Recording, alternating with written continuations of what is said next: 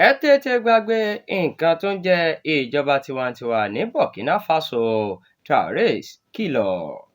Àwọn aráàlú Burkina Faso gbọ́dọ̀ gbàgbé gbogbo ohun tó ń jọ ìjọba tiwantiwa gẹ́gẹ́ bí olórí ìjọba ológun orílẹ̀-èdè náà Captain Ibrahim Traoré ṣe sọ nínú ìfọ̀rọ̀wánilẹ́nuwò tó ṣe lórí ìkànnì tẹlifíṣàn kan láìpẹ́ yìí.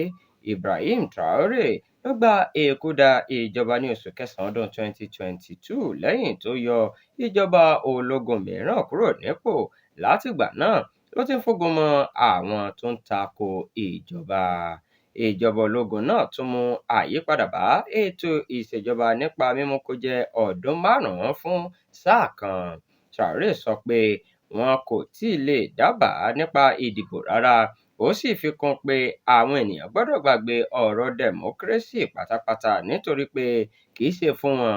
Ó ní ìjọba ológun tí òun jẹ́ adarí rẹ̀ yìí yóò lo ọdún 5 gbáko sí i. Àmọ́ ṣá, àjọ United Nations wá ké sí orílẹ̀-èdè Burkina Faso láti yí ìpinnu dídá ìṣèjọba tiwantiwa dúró padà àti dídènà òmìnira àwọn aráàlú dúró nígbà tí ìjọba náà tún ti dá ọ̀pọ̀lọpọ̀ àwọn iléeṣẹ́ ìròyìn káàkiri ayé dúró tí wọ́n sì tún ti lé àwọn oníròyìn kan kúrò ní orílẹ̀-èdè náà.